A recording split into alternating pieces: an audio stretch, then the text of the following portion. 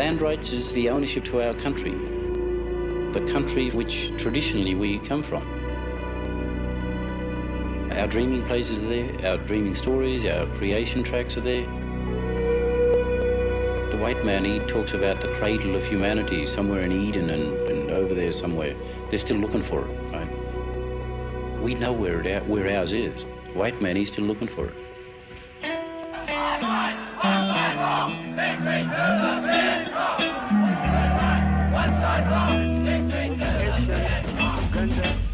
Britain will officially join the European Economic Community on New Year's Day.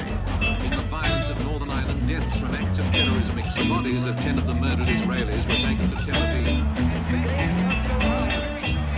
It was a year in which the hopes, fears, yearnings and radicalism of the 60s seemed to reach fulfillment.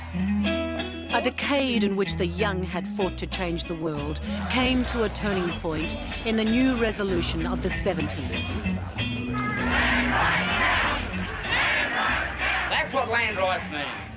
That means a lot of money, and it means a lot of people that are getting rich off your blood and guts. In Sydney, 4 young men came together. They were to change Aboriginal Australia forever. And so we made the decision. And we said, yes, Canberra's the place we've got to go. But the surprising thing was that all these guys who were very active were all of a sudden making decisions. Yeah, bud. No, I've got this to do, and I've got this to do. I can't go. It's quick. Then the 3 blacks were sitting in the room who had no excuse.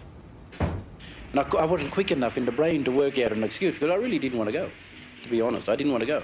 We were at the Aboriginal Medical Service, and we decided, there was Michael Anderson, Billy Craig and myself, to go down to Canberra and protest by going on a starvation diet to try to capture the Australia's attention to the deplorable conditions that Aboriginal people were living in, subjected to. And we said, look, that's the sort of thing we should be doing. But, blackfellas being what they are, like we couldn't think of anyone who'd go on a starvation diet, right? We really couldn't, because we like our tuckeras, Murray. So, because we're too used to being short of a feed, you see, from the mission days. But anyway, we basically said, well, that's where it's at.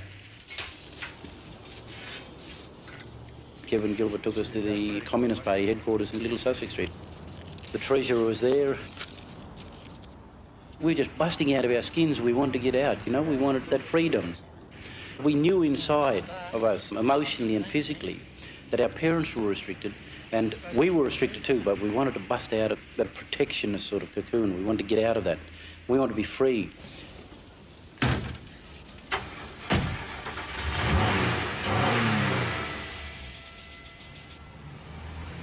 Just left here.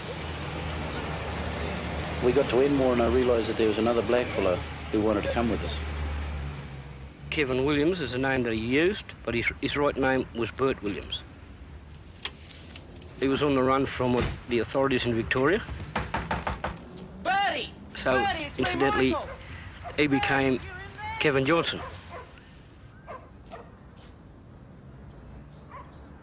Bertie, it's them boys again. You know who. Hey, how are you boys? He was in bed with his girlfriend. You come with us, brother. And he's the only black fella that I ever seen in my life that got out of bed with a woman to go to a protest. There's not too many people would do that. He made a major contribution to Aboriginal affairs. He's now deceased, unfortunately.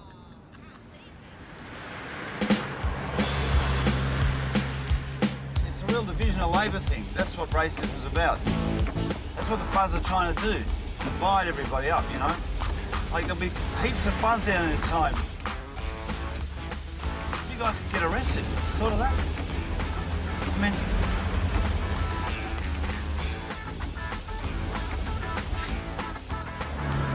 We were all young. None of us had any degrees from university, so we were treading on thin ice all the way because we did not know what sort of murky waters we were going to sort of, find beyond where we were going. We were just living day by day. You got everything? Umbrella, manila folder, plastic, laces... At that time, we were all unemployed. We had no money to buy a tent. And we got down here and we went around to one of Charlie's mates, and the best that they had was a big beach umbrella.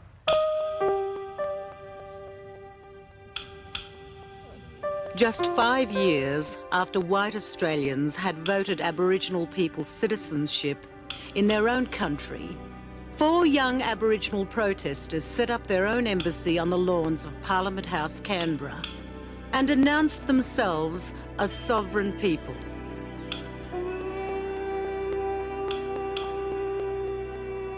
Aborigines camped on the lawns of the deputation from the Aboriginal community was refused. Aborigines asked the Queen to help their environment between Aboriginal and 3 Aborigines both guns to release police clashed with 60 Aboriginals and student supporters in a wild brawl on the lawns opposite Parliament House today. What they sought was release from the complex web of laws which bound their lives to economic dependence on governments. The solution they sought was self-determination through the granting of uniform land rights to Aboriginal people everywhere. Back in '72, the embassy really highlighted to me what sort of strength that Aboriginal people have got when we all come together in unity. We didn't realise the psychic of Aboriginal people, how it would be affected by this simple action of raising a flag and calling our own protest in Aboriginal embassy and saying that we're aliens in our own land and that we're a sovereign people. And Aboriginal people came from everywhere. To me, the embassy was a last resort because of the things that was the last resort. Look, we've got to do something, you know. That people could come together for the first time did come together for the first time on a single issue. The issue was land rights. The land rights the tent embassy protesters sought had moved on to the Australian political agenda a decade before, when bauxite was discovered at Gove. In 1963 at Gove, the Yirrkala people had prepared a bark petition which detailed their right to the land on which they had lived for centuries. I was only 17, 18 years old when the land rights started, that I was fully involved in the land claim. The land right case was in full swing by the traditional owners here. The situation that's developed because of the wishes of the Yirrkala people has become complex. The cause remains simple: the bauxite. In 1965, a lease was granted to Nabalco. The Yirrkala land rights case was to drag on for years and was eventually lost. Instead of land rights, the people were to share in a form of lease and to earn royalties from Nabalco's mining. But that was yet to come. And there will be four Aboriginal people who will be appointed by the administrator in council. And they'll look at the whole of the Northern Territory. And if Narrachin wants some country down here at Caledon Bay, if Mungarawi wants some country over here on Melville Bay, then we'll recommend to the minister that you get a lease of this country for a market garden or to run cattle. Now, you understand that one too? Everybody who were involved in the Gove land right case heard that there were other people outside Gove who were supporting, and these were people down south, urban Aboriginal people.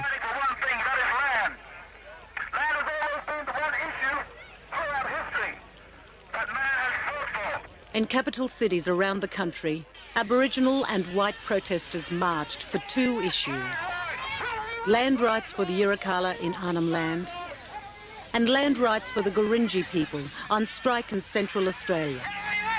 The idea of the tent originated from Aboriginal people in Sydney supporting the Gurindjis when they went on strike at Waddy Creek. The English cattle companies, Vesties, were paying the Gurindjis virtually slave wages, flour, tea and bully beef. In 1966, at Wave Hill Cattle Station, In Central Australia, Gurindji people had challenged the British beef producer, Vesties, over wage conditions. They were led by elder Vincent Lingiari. I'm going to do with the land, well, I do something about it. If I get cattle, if I get a horse, I might grow a bit bigger, I might start something else more. We developed a slogan which we sprayed upon all the Vesties products in the supermarkets, namely that Vesties sucks black blood. Now, this campaign went on for at least 2 years, a number of demonstrations against the Vesties Cattle Company.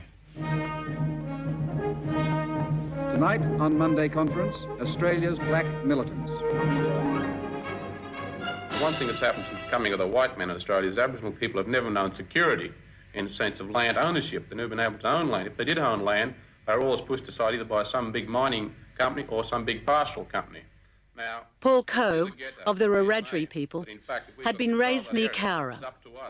I was a young child growing up in a small Aboriginal reserve, a mission. I felt contented, I felt safe, because whilst I was on that reserve and mission, I was just another person. It's only when I went into the white community did I become an Aboriginal. Whilst I was at my community, that I was just treated as another normal human being. Coe's protest eventually led him to study law and to become a founding member of the Aboriginal Legal Service. Urambi mission, where I come from, had a long history of struggle against the Aboriginal Protection Board and the Aboriginal Welfare Board, whereby all the young Aboriginal kids were taken away by the welfare and put into the boys' home or the girls' home. In my particular family, I had 3 uncles who were shot and killed by police. I was 16 at the time, and I was sitting with my grandmother in her home, and she got the word that Pat was shot and killed, and she just grabbed her heart and she said, "What's wrong?" And she said, "Pat." And I said, "What's wrong?" She said, "Pat. Pat's been killed." I said, "You're silly, you're imagining things." And next day, she knew. We found out formally, officially, that Pat was shot and killed in Petersham Station. And then, sometime later than that, I found out another uncle of mine, Milton, was shot and killed in Unadada by a white policeman. And then, a couple of years later than that, I had another uncle of mine who was shot and killed, was Frank McGuinness, by a white man at Cowra. So that was my very early education into Aboriginal politics, as to why you had to be involved in the struggle, because you couldn't think about it, you couldn't paint about it, you had to be involved in it to bring about change. The young group of blacks which I'm a member of is that concerted direct black action, where we ourselves mix with our own people, know the problems of our own people, and try to find some way ourselves of trying to overcome these problems. Well, to me, the legal aid, the medical service are the classical examples of this direct black action, where we can offer to the black people specific skills which they need in their day-to-day living. One of the significant changes of the 70s was the founding of Aboriginal-run services. Without government funding, they demonstrated a new self-determination growing out of the urban community of Sydney's Redfern. Well, Redfern in the 70s is somewhat different to what it is today in some ways, but in some ways it's very similar. You had the Haskin government in power then, and Haskin had an act called the Summary Offences Act, which was designed to push undesirable people off the streets. It was designed to control large students or other demonstrations, particularly people involved in the anti-war movement and the Springboks demonstrations. But they used those powers to control Aboriginal people on the streets of Redfern.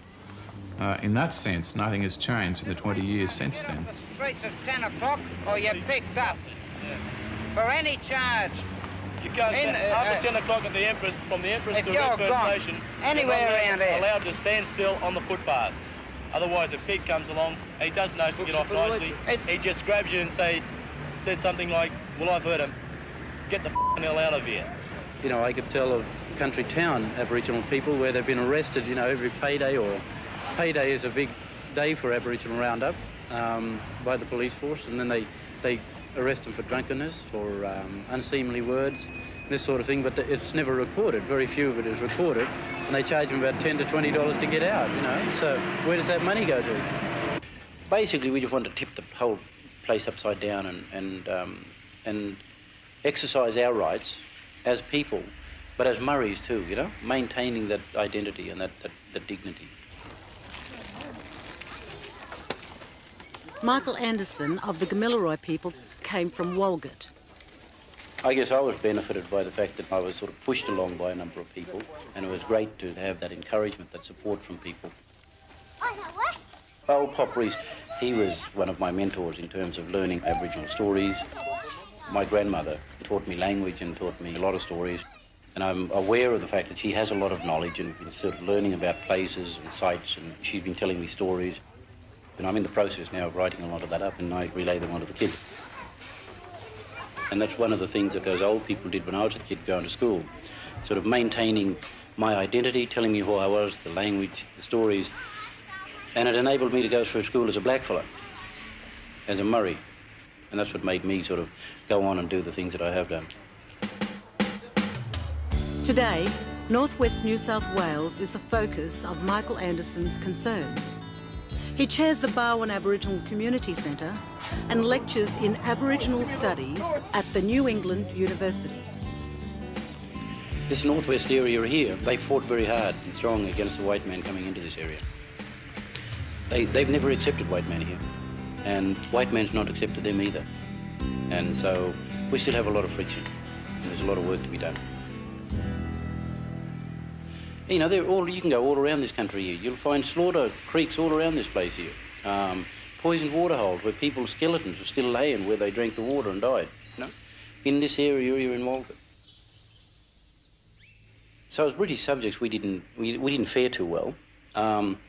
In respect to the '67 referendum, it was strange that they should put a referendum up asking white people would they allow us to be counted on the census as ordinary Australian citizens, when in fact from the outset the white fellow was telling us that we were British subjects. You know, it's crazy. The referendum that at last counted Aboriginal people as Australians motivated new radical movements in Aboriginal life. The white people thought that, OK, they've done their bit and they passed this referendum and that was going to fix up the Aboriginal problem that existed. But you see, that was only just the start of the things. Then we took charge of this whole movement in Australia and it became Aboriginal focused. And we played that up. We took it ahead and we formed our own confrontationalist party called the Black Power Movement and the Black Panther Party. And we certainly went for it. And now you're a member of the Black Power Movement. What do you see your aims as a member of that movement? Well, you know, since you're talking about Black Power, being a Black Power, you know, named and branded as a Black Power advocate, well, my aims are to see that our people are given the justice. You know, my 1972 to me is the year for Aboriginal justice. The Black Panthers were on the rise in the United States of America, and they seem to be doing good things. They seem to be able to feed their communities, they seem to be able to house them, they seem to be able to look after them. So we thought, why not start up a Brisbane chapter here? And we did. Everyone has a right to defend themselves against an aggressive enemy, and it is inhuman, it's denying a person's human rights if you give a gun to one man and don't give it to another one. Young activists took a revived Aboriginal dignity in directions that surprised even themselves. And I believe everyone should be allowed to have guns. We're accused of all sorts of weird and wonderful things.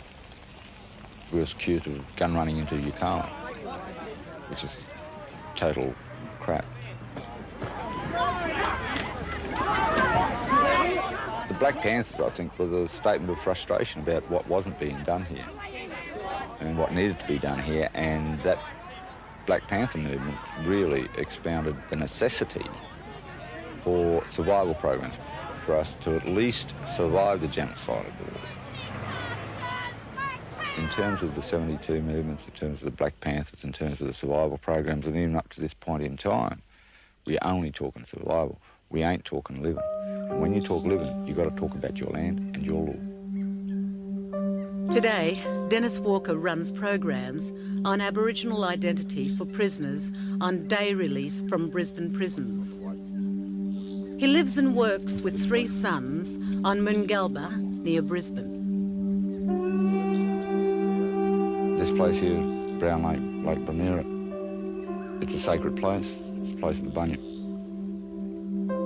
There's a whole lot of stories about this place. There's a whole lot of stories about every place I can take you on this land. It's Nunnacle land. It's called Minjerribah. And it is me, and I am it.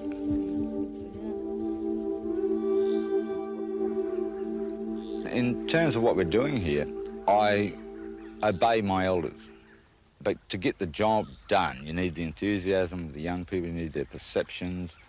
It's a fresh view coming on things. And I have a philosophy that the master is the child. You're looking to them for the pure essence, the unconditioned response, if you like.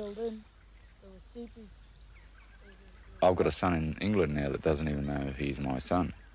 He was ripped off his mother through the adoption policy, forced adoption policies. I'm still following that down.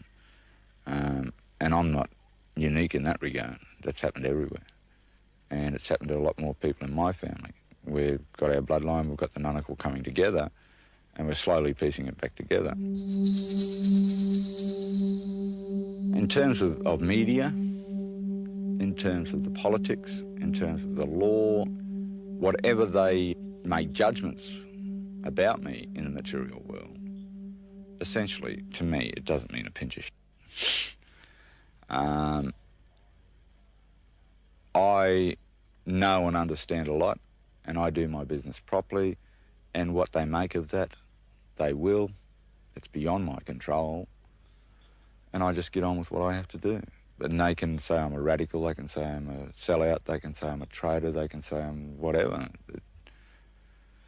In the final analysis, it doesn't matter much, as long as I'm doing it right.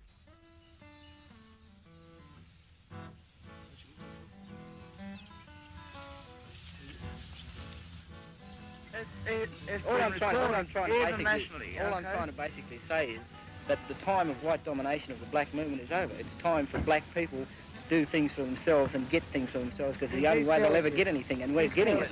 Void of any knowledge of the basic principles at stake, unless a person like that knows exactly what we're on about in terms of land rights, etc. I'll say cheerio there. The land rights, I think our thing is not so much.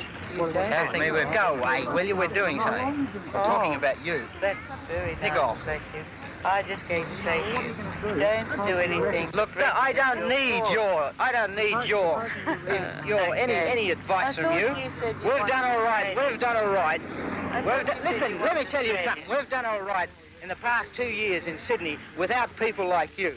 And we're going to do all right for a long time to come. We're going to get our bloody land, even if we have to or take it. And people like you don't matter anymore, because you people had your chance and you stuffed it. So I got no time to talk to insignificant little shit like you, so go on. When we first started, there was very little support. Most of our elders would say to us, you shouldn't be doing these things because what you're doing threatens us, because it means that they would then become subject to more oppression. I mean, people get used to a certain amount of oppression and they accept that.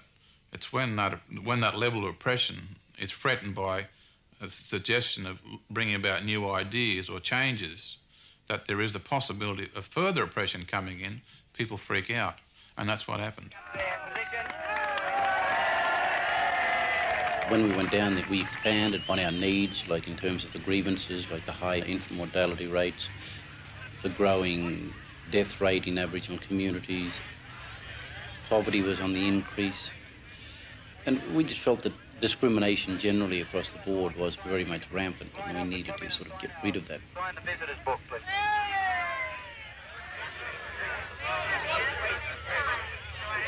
We were unsure whether this was going to be a long-term thing or whether somebody was just going to do it for a few days. Ultimately, we were there for 7 months.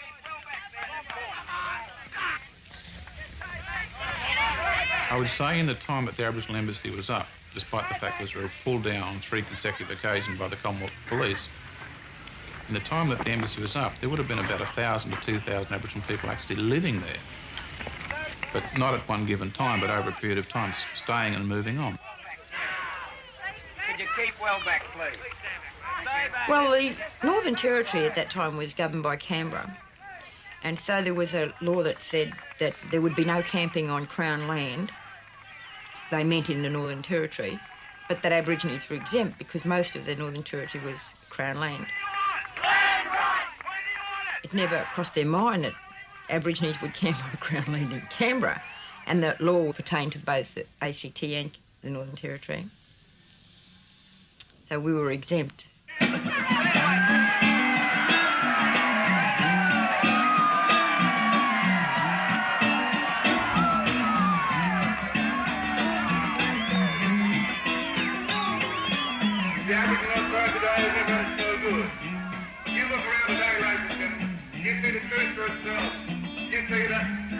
Within days there was assistance pouring in from black communities all over the place, including poor black communities who really had nothing to give. They were still sending money, sending telegrams of support and stuff like that. And every day that we were there was another milestone that we'd be able to reach. And it took quite a while for us to eventually realise that there was no law under which we could be moved anyway.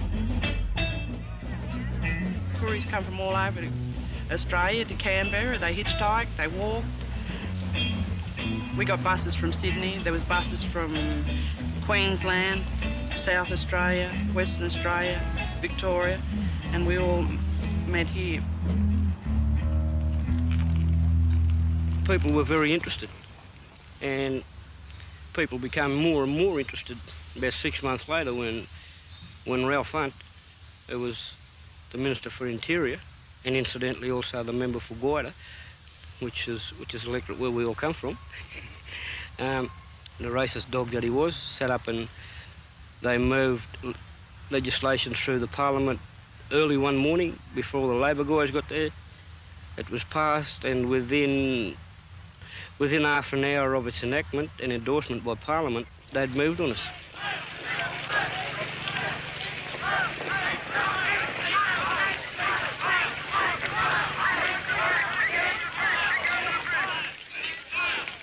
The women decided to go on the outside of the circle and put the tent in the middle. One of the reasons we thought that would look effective, you know, for the media, but we thought also that the police wouldn't come in, you know. We thought that they might think, oh, there's women there, they mightn't come in, but that didn't happen. They came in, and they come in force. And I thought, well, we're not going to move. If it has to be, we'll die here. And that, standing there and watching the police march up, it was one of the most terrifying moments of my life.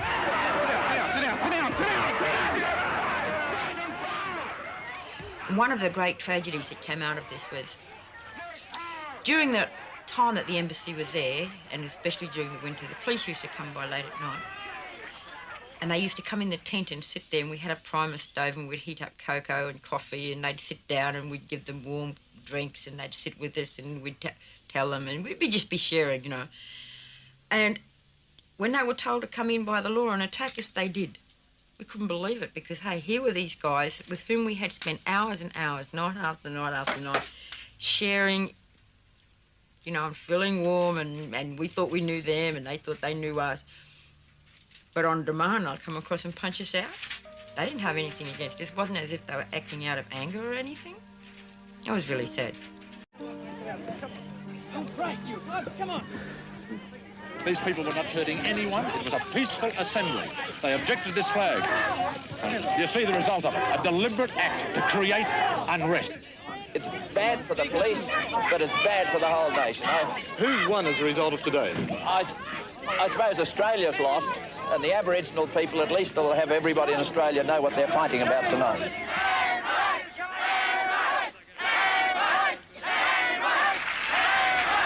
We will legislate to give Aborigines land rights. Not just because their case is beyond argument, but because all of us as Australians are diminished, while the Aborigines are denied their rightful place in this nation.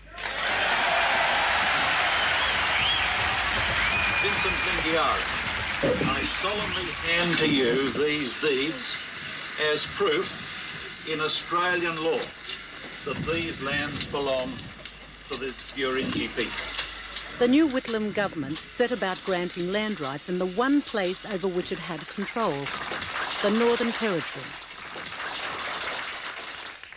Following the Whitlam initiative, the Fraser government granted some land claims in the territory. Later, the Hawke government made further isolated handovers. Just before sunset, Suninian handed over the title to Uluru National Park, 1,300 square kilometres of land, including Ayers Rock and Mount Olga.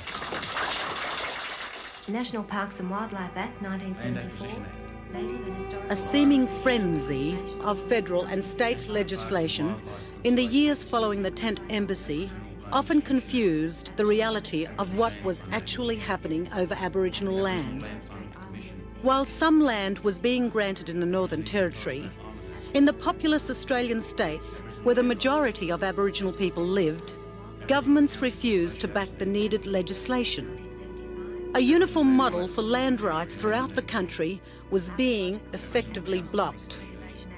First of all, we tried to produce a uniform model. There was 2 years of work went into that, and it was the preferred model. In what was to be a final fling, the Hawke government devised a plan for partial land rights. Now, the comment that we got. You want to keep this law here? Yeah. And this new law that cloud on the bottom, when I chuck away. It failed because it abandoned uniform land rights in favour of land for just a few. So what you had was people in Queensland, New South Wales and other parts of Australia saying that they weren't getting any justice, and you had the people in the territory mounting, understandably, and I must say I was with them, a campaign of concern about the weakening of their legislation. What happened to land rights is that the mining lobby was too powerful, the pastoral industry was too powerful, and the Commonwealth government didn't have the will to stand up to those vested interest groups, and decided that the interests of Aboriginal people could be sold down the drain. National land rights should have gone on just the same. It would have gone on if there was a little bit of help given by state government, because state government does have the responsibility of the controlling of the land. The national land was dropped because the state government would not cooperate.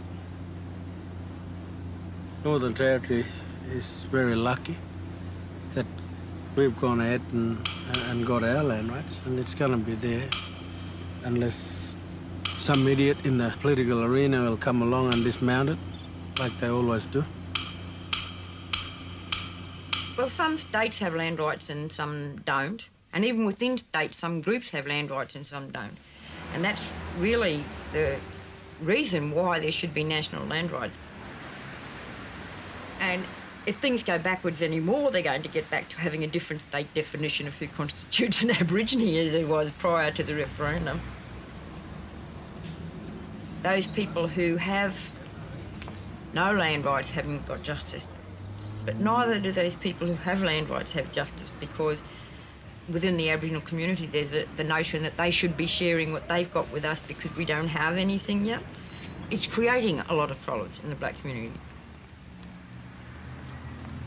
Until we get a Prime Minister who is committed to the concept of human rights and equality and the recognition of Indigenous people's rights, that's the way the situation is going to be. Somebody's going to be stirring up our water, and when we swim around, be whirled around in it, you can't blame us that we look like we're whirling.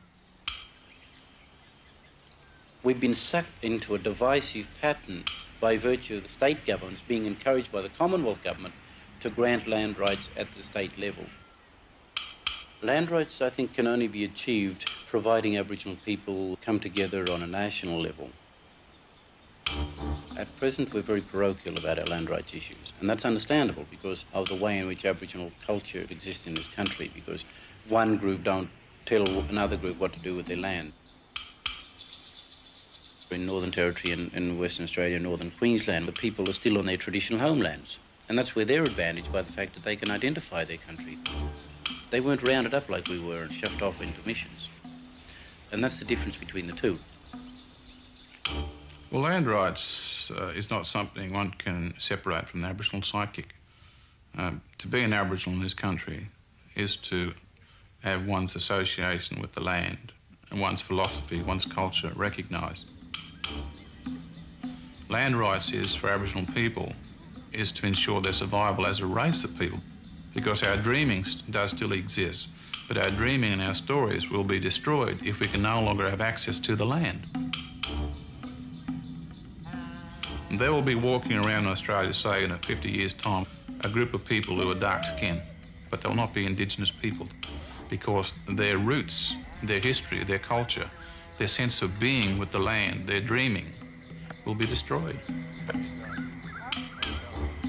I will keep fighting for it, and everyone that I know will keep fighting for it. I know the next generation will keep fighting for it. Until 1972, Aborigines had shared a minister with Australian flora and fauna.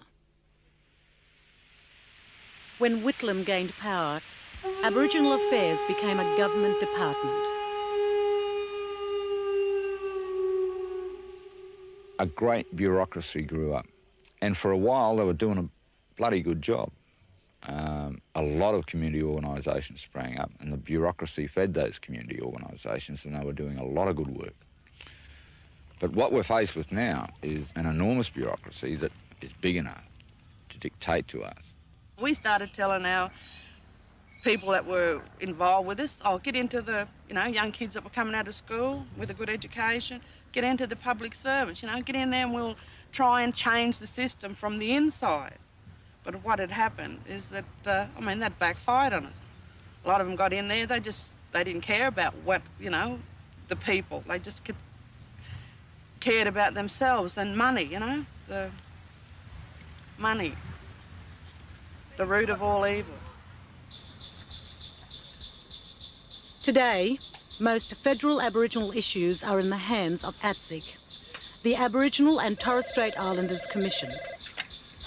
Good afternoon, ATSIC. Led by 17 elected commissioners with 60 regional officers, serving the needs and interests of Aboriginal people nationwide.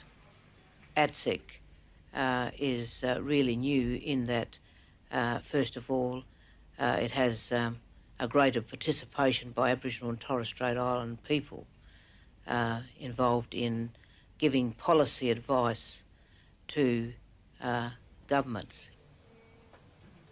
It also has a responsibility to coordinate government services because it's a major funding body.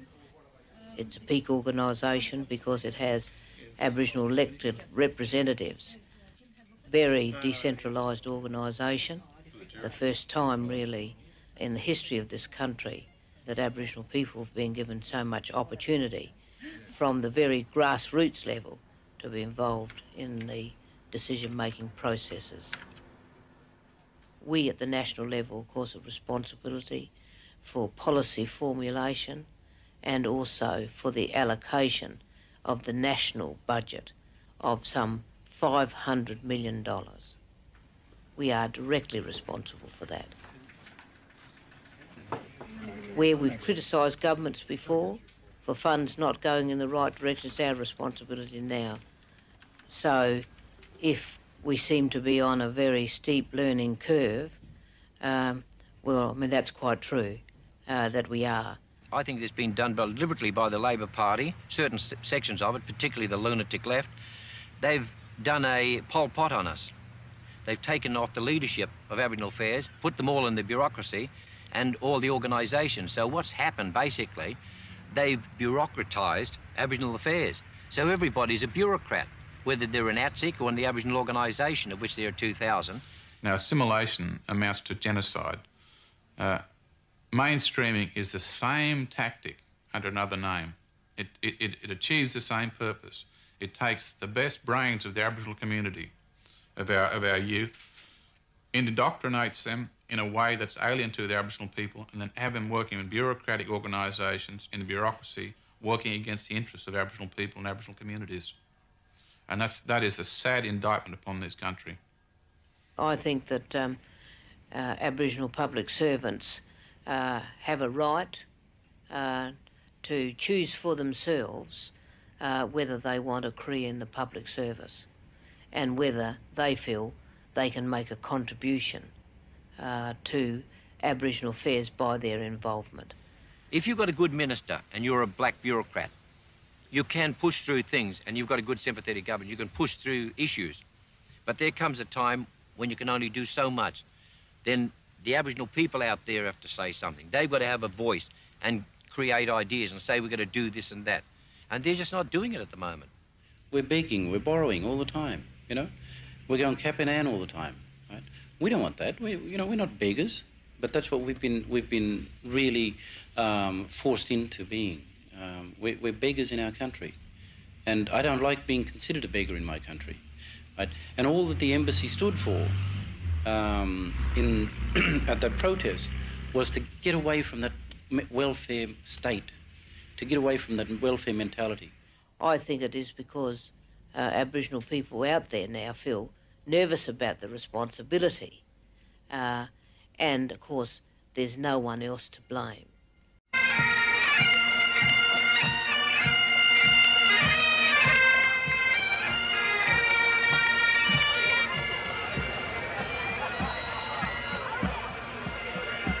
Australia Day today. Australia Day. Australia Day.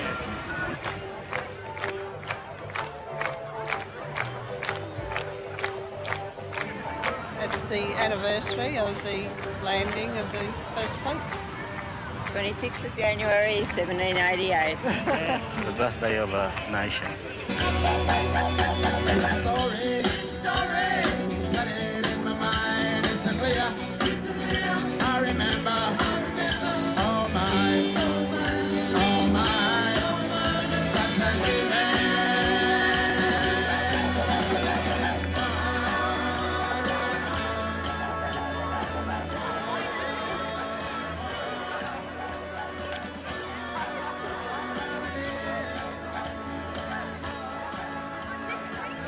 Also, I said earlier on, the Tent Embassy is being re-established again tonight for a whole week down in Canberra.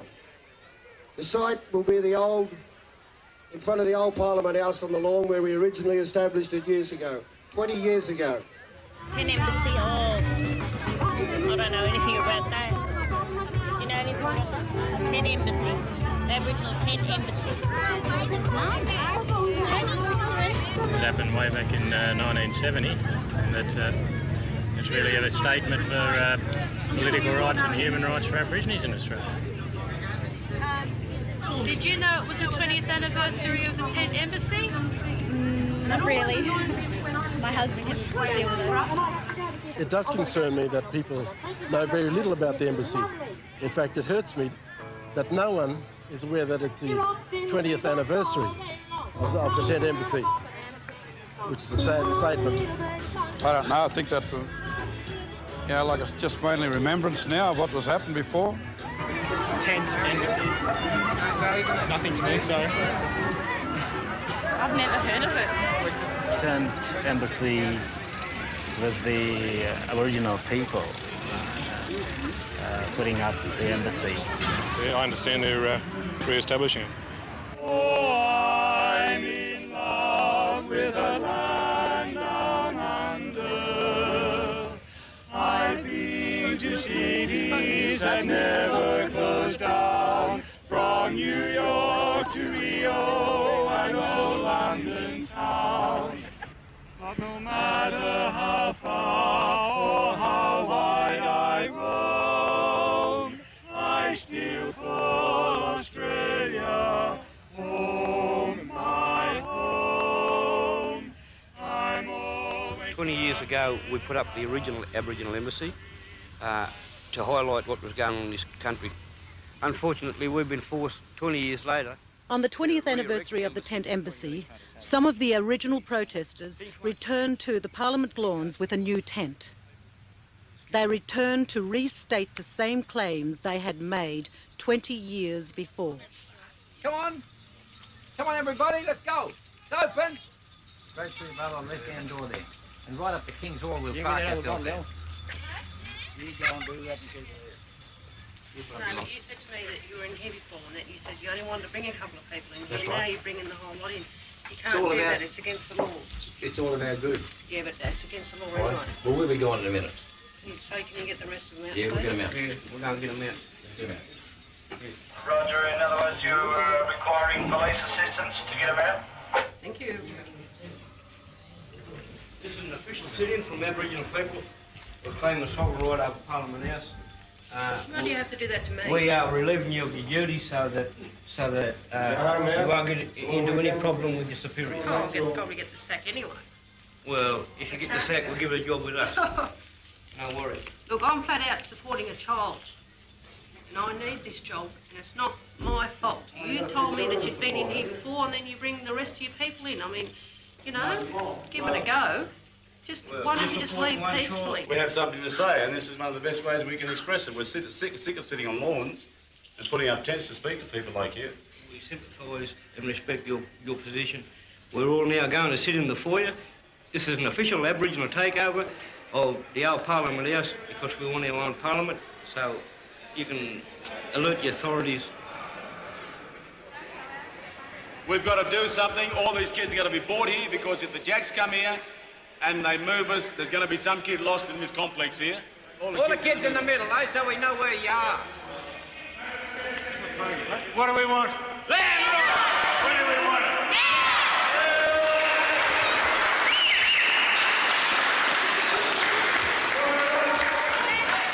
We refuse to move. We claim this land on behalf of all the Aboriginal people in Australia. And this is our embassy. Well, I'll tell you right now that we're not going to try and move you right now, but I'll find out what the situation is, and if you can just stay in touch with me and let me know what your intentions are. If they change, if you decide to move, well, then there would be no problem. But I'll find out and get back to you in the next half hour. The Aborigines now feel they've lost momentum, that it's time to start it again, and so they've decided to set up another tent embassy. But this time they believe this old venerable building, the white building here in Canberra, ought to be their embassy. Well, Mr Minister, we thank you for your courtesy of coming here to visit us new embassy. I'll formally hand you our declaration of sovereignty on behalf of all the Aboriginal nations who are here. An application for declaration of acceptance of the International Court of Justice has presently been drafted and will be lodged in that application. If I'm asked by other ministers what your intentions are with respect to how long you're going to stay, what should I tell them? We will tell them that we have occupied this country from time immemorial and we will sit in this building. The statement that we make today is that we are an Indigenous sovereign race of people. You are now standing in the old Parliament House of Australia. This is now a sovereign land claim on behalf of the Indigenous people of this country.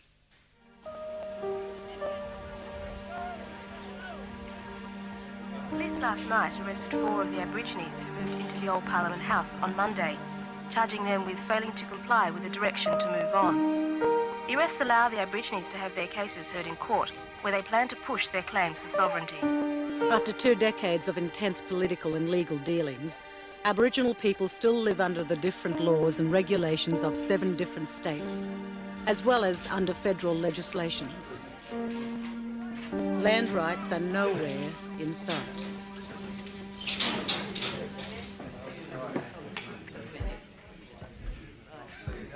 Just 4 weeks after the protesters occupied the old Parliament House, Australia's new Reconciliation Council, representing both Aboriginal and white communities, staged its first meeting in Canberra. There will be a decade-long program of public awareness and public education to educate non-Aboriginal Australians about Aboriginal history, culture, dispossession, the nature of the continuing disadvantage that Aboriginal people still experience. Secondly, it's about a commitment to justice. And the legislation setting up the council is a commitment to seek to address Aboriginal aspirations as a national objective leading to the centenary of Federation. And thirdly, it's about having a rational public consultation about whether the process of reconciliation would be advanced by a document, a treaty, an instrument of reconciliation.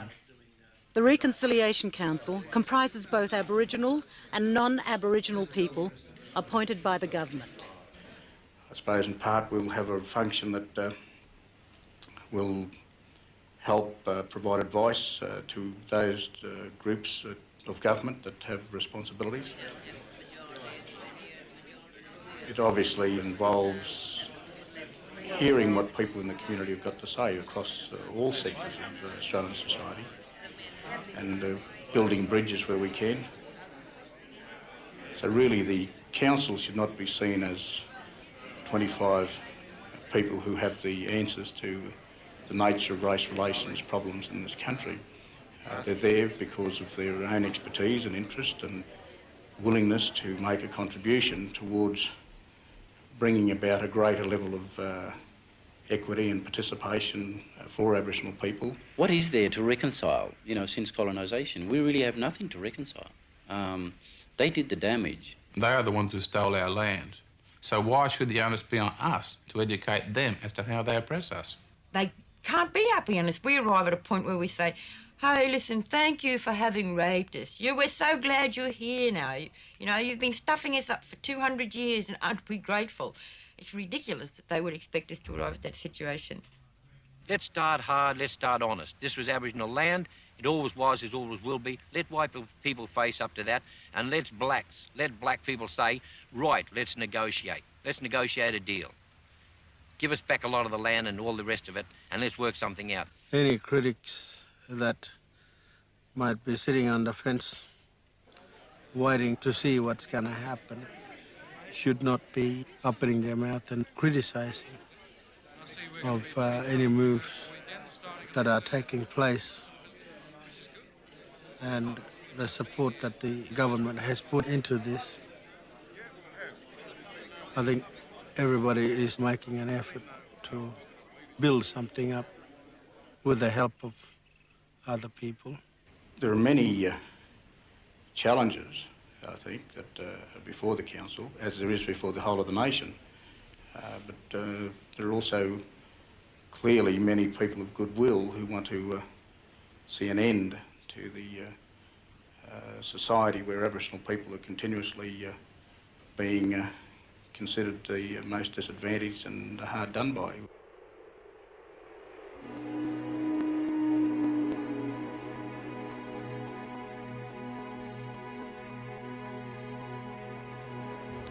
We've gathered here to perform a religious and sacred ritual to refocus the energies of the payback stone that have been placed from the design of Michael Jackamara Nelson. Power was sung into that by the Western Desert people and by my mob. The power is there to hang over the head of this illegitimate sovereign power until sovereignty and land rights comes to us.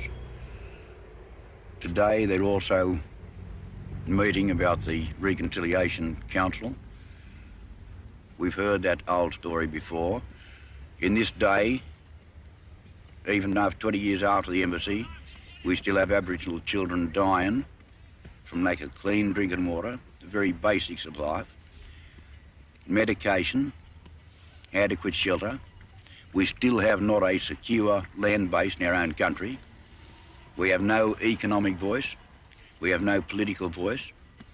We have only the Crown and the agents of the Crown imposed upon us.